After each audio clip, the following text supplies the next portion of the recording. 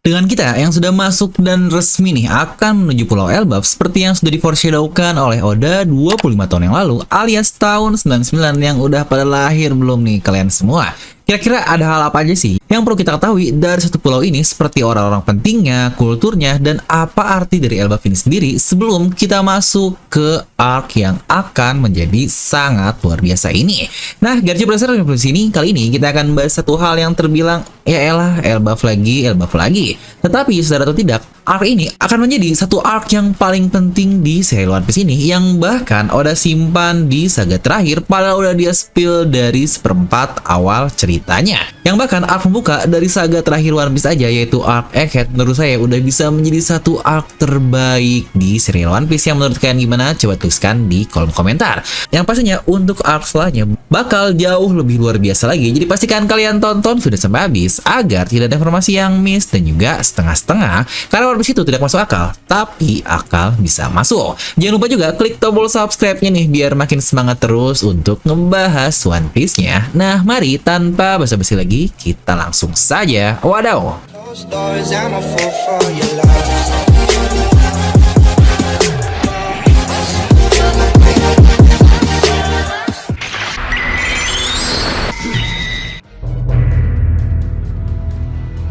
Oke, pertama kita mulai dari kata Elbaf-nya ini sendiri, di mana Elbaf, kok kalian sadar, bukanlah benar-benar sebuah pulau, melainkan lebih sering disebut sebagai sebuah negeri dari para raksasa yang di series ini sendiri, kok kalian sadar, orang-orang secara langsung tahu tentang Elbaf atau disebutnya sebagai Nation of Elbaf, Country of Giants, dan belum ada yang pernah menyebutnya sebagai Elbaf Island atau Pulau Elbaf. Yang bahkan dari text box di manga sendiri pun kita mengetahui kalau Elbaf ini berlokasi di Warland, sebuah pulau di New World yang terletak di timur dari Wano Kuni yang berada di tengah lokasi dari ketiga tempat yang dipilih oleh Torao, Kid, dan Luffy pasca Wano Kuni. Nah, karena Egghead berada di tengah-tengahnya dan alasan Dory dan Brogy pun bisa sampai kurang dari sehari saja, yang berarti seharusnya Luffy dan yang lainnya pun tidak akan butuh waktu lama lagi untuk sampai ke Pulau Elbaf. Nah, buat yang bingung, Elbaf ini bukan nama pulau, tetapi nama negeri ini ibarat kayak Alabasta lah, dimana Alabasta adalah sebuah kerajaan, tetapi nama pulaunya bernama Sandy Island yang pasti banyak yang nggak tahu kan kalau nama pulaunya seperti itu. Atau mungkin Water Seven lah, itu adalah nama dari sebuah kota, tetapi nama pulaunya disebut sebagai Zozenjima atau Pulau Kapal. Dan kita akan mulai dari Warland dahulu ya, sebuah pulau tempat kediaman dari para raksasa. Dimana Warland adalah sebuah pulau raksasa yang jika dilihat dari bentukannya saja terdapat pohon yang sangat-sangat masif sekali.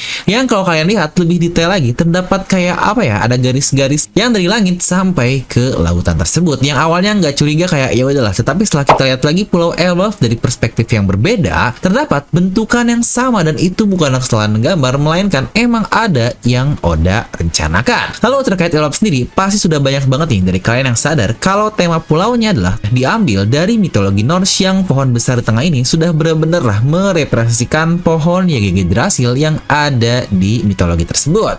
Dimana dari hal ini banyak sekali yang berteori kalau jangan-jangan Pulau Langit bisa digapai melalui pohon-pohon di Pulau Elbaf tersebut. Yang jangan lupa, Gunfor saja dulu pernah berkata kalau rute ke Pulau Langit bisa dari berbagai hal lain, dan kenok upstream adalah salah satu cara yang sangat ekstrim untuk bisa menembus ke daerah Pulau Langit. Nah, bisa jadi Elbaf lah yang terhubung jauh dengan pulau-pulau langit besar yang ada di dunia One Piece. Yang menariknya itu adalah dari Grand Line sampai ke New World. Yang menariknya lagi, kalau sesuai dengan konteks dari mitologi Norse, bukankah terdapat beberapa dunia atau realm di pohon Yggdrasil ini seperti adanya disebut sebagai nama Alfheim, Midgard, dan tentu saja yang paling terkenal adalah Asgard atau asal Garut. Bukan. Ya, bahkan nama pangerannya pun diambil dari mitologi tersebut kan. Yang tentu saja itu adalah pangeran Elbaf yang bernama Loki. Yang di mitologinya dia adalah adik dari Thor dan bapaknya bernama Odin.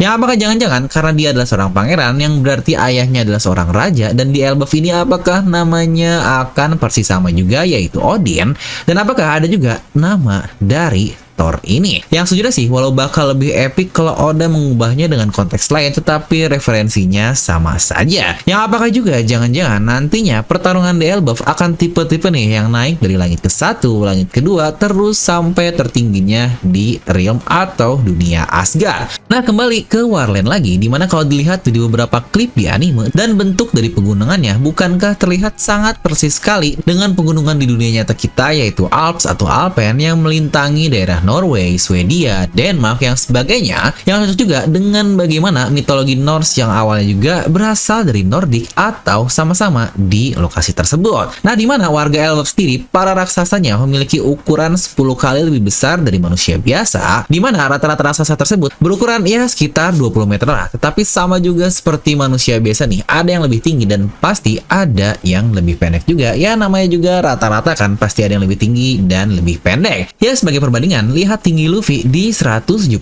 cm, dimana Buccaneer setinggi 689 cm, dan raksasa yang cukup pendek seperti Morley hanya 12,5 meter saja. Namun rata-rata Elbaf yang lain seperti Brogy, Hajrudin, Dory, mereka memiliki tinggi 20 meter lebih. Nah, ngomong-ngomong tentang manusia raksasa yang ada di dunia One Piece juga, kita punya ras Buccaneer yang disebut-sebut sebagai sosok yang memiliki ras tengah raksasa dengan kekuatan tubuh juga yang lebih kuat dari manusia kecil pada umumnya. Yang sejujurnya saya sendiri pun masih bingung sih, sebutan setengah raksasa ini cukup ambigu, yang apakah karena ukurannya yang besar makanya dia disebut setengah raksasa, atau karena kekuatan yang luar biasa di atas manusia biasa, atau memang ini benar-benar hasil persilangan yang salah satunya adalah ras raksasa yang kita masih belum tahu lengkapnya untuk Buccaneer ini.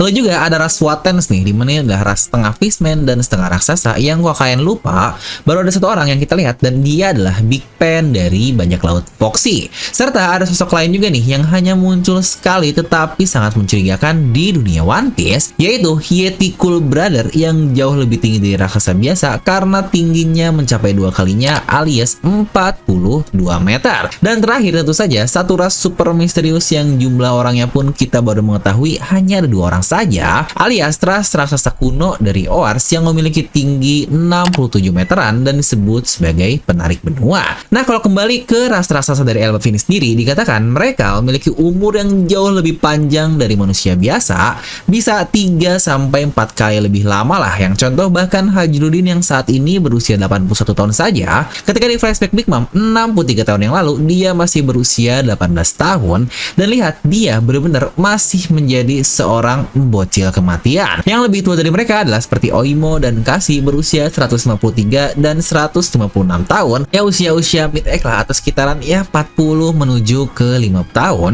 dimana Dory dan Brogy berusia 160 tahun yang lebih dewasa lagi. Sedangkan karakter paling tua yang kita ketahui adalah kedua tetua ini, Jorul dan Jarul, yang usianya bahkan sampai 344 dan 345 tahun, yang gila banget nih, 3 abad guys, melewati berbagai zaman-zaman besar kalau ada di dunia One Piece. Di usia segitu, Jorul dan Jarul terlihat udah di usia kakek tua yang tinggal nunggu mati lah, yang mungkin bahkan bisa 90 tahunan lebih kalau di usia manusia biasa.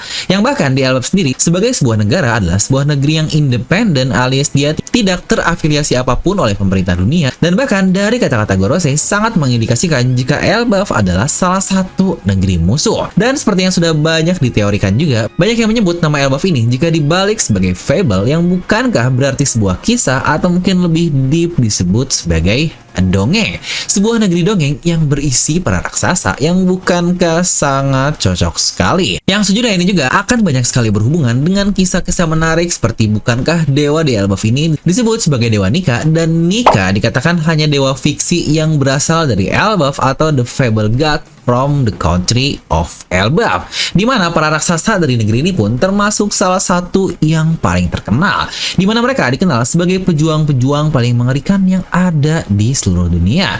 Yang seperti sudah kalian ketahui lah tadi dari mitologi Norse yang berarti dari daerah Nordik, di mana dari daerah tersebut pun terdapat bajak laut terkenal yang disebut sebagai Viking, atau mungkin ya Viking lah, tapi lain Viking Persib. Bahkan dari referensinya pun murni sama persis dengan bajak laut dari negeri Elbaf tersebut, yang menariknya, Oda sendiri pun pernah berkata, semua bajak laut pasti adalah para pecinta petualangan laut, tetapi dalam sejarahnya sebenarnya terdapat berbagai bajak laut di waktu dan tempat yang berbeda. Saya suka dengan salah satu bentuk bajak laut yang disebut sebagai Viking. Lebih dari 1000 tahun yang lalu, mereka datang dari Skandinavia dan berlayar melewati Eropa dan negeri-negeri itu sekarang seperti Norway, Swedia, Denmark, yang bukankah itu adalah bagian daerah Nordik yang tadi kita bahas di awal sesi ini. Dari cara Oda yang sangat menyukai Viking yang akhirnya build up cerita dari awal seri One Piece ini, lalu akhirnya di-spill di Little Garden di tahun 99 sampai butuh 25 tahun untuk benar-benar menuju ke pulaunya, yang berarti memang sebesar itulah harapan Oda untuk kita sampai ke satu negeri yang luar biasa ini. Elbaf sendiri pula berhubungan kental sekali dengan perubahan dari kapten kita yaitu Luffy di mode nikahnya, karena tidak hanya menyebutnya sebagai dewa, tapi bahkan ada banyak juga ritual-ritual yang mengkultuskan sang dewa matahari atau The Sun God nikah ini. Mereka bahkan melakukan festival yang disebut sebagai Winter Solstice setiap bulan Desember dan mereka akan berpuasa selama 12 hari. Itu pun untuk memberikan penghormatan kepada lahirnya matahari yang disebut sebagai The Dawn of the World. Namun bukankah seperti yang kita tahu, konteks Dawn of the World ini sebenarnya jauh lebih dalam lagi jika kita representasikan ke dunia One Piece yang sangat-sangat kental, terutama dengan Will of D-nya. Dan para warga di Elbaf sendiri pun sama seperti negeri-negeri yang tidak terafiliasi lain dengan pemerintah dunia kayak Shandia, Kuja, Ming, Samurai Warna Kuning yang sejak kecil bahkan banyak dari mereka sudah dilatih untuk menjadi pejuang yang hebat. Di Elbaf mereka terlatih dengan mengedepankan rasa hormat dan pride dalam diri mereka. Dengan semua hal itu, kekuatannya bahkan ditakuti tetapi diinginkan oleh pemerintah dunia, di mana beberapa kali sejak berabad-abad pemerintah ingin menciptakan pasukan para raksasa. Bahkan mereka juga mencoba penelitian gigantifikasi yang selalu berakhir dengan kegagalan. Dan narasi paling gila yang pernah kita dapatkan terkait satu negeri ini adalah dari seorang Yonko yang dia sendiri sudah berkuasa di dunia One Piece selama berdekade-dekade. Tidak ada satupun orang yang meremehkan sosok ini di dunia One Piece ya, selain kita lah para pembaca yang sotoy doang. Dan karakter tersebut sudah jelas dia adalah Big Mom.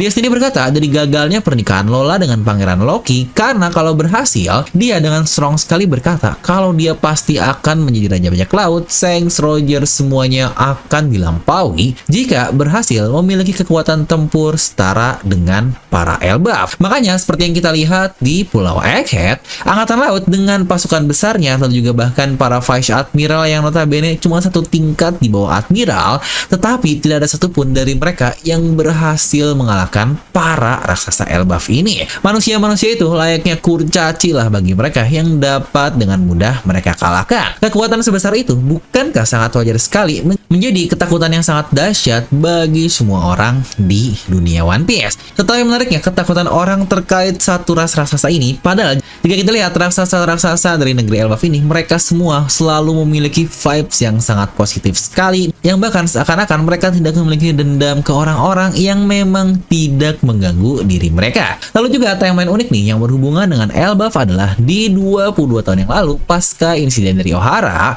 Di situ terdapat mantan Vice Admiral Angkatan Laut yang juga seorang ras Elbaf dan juga seorang Margadi. Dia adalah Jaguar di Saulo. Dia ikut terbakar di Ohara, namun terima kasih karena tubuhnya yang sangat kuat, dia bisa bertahan hidup dan akhirnya memanggil para bocah-bocah Elbaf seperti Hajrudin, Gerd yang sekarang semuanya menjadi armada dari bajak laut topi jerami. Itu pun untuk membawa semua buku-buku di Ohara ke pulau dari Elbaf, dimana Saulo pun tahu kalau peninggalan Ohara akan menjadi hal penting untuk melawan dunia kelak. Ohara versus The World yang akhirnya terkuak dan tersampaikan di Arc Egghead. Terima kasih kepada kematian Vegapunk dan pengertian Babang Sanjay yang tahu dan membiarkan Dr. Vegapunk mati. Semua pengetahuan pun akhirnya tersampaikan secara baik walau tidak sempurna ke seluruh dunia. Dan terakhir, satu karakter juga nih yang ada di Pulau Egghead baru-baru ini, yang apakah juga ini akan menjadi satu momen, satu titik di mana cerita yang Oda build up di chapter 1 akan terjawab di pulau tersebut.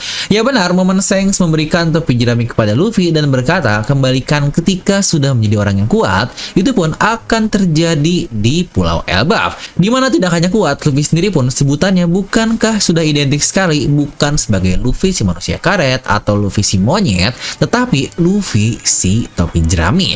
Yang seharusnya topi jerami ini sudah menjadi suatu gelar yang bersatu padu dengan karakter utama kita dan tidak mungkin akan terpisahkan. Dan tidak hanya itu, Luffy bahkan sudah menjadi Nika, hal yang Shanks taruhkan yang bahkan mengorbankan tangan kirinya.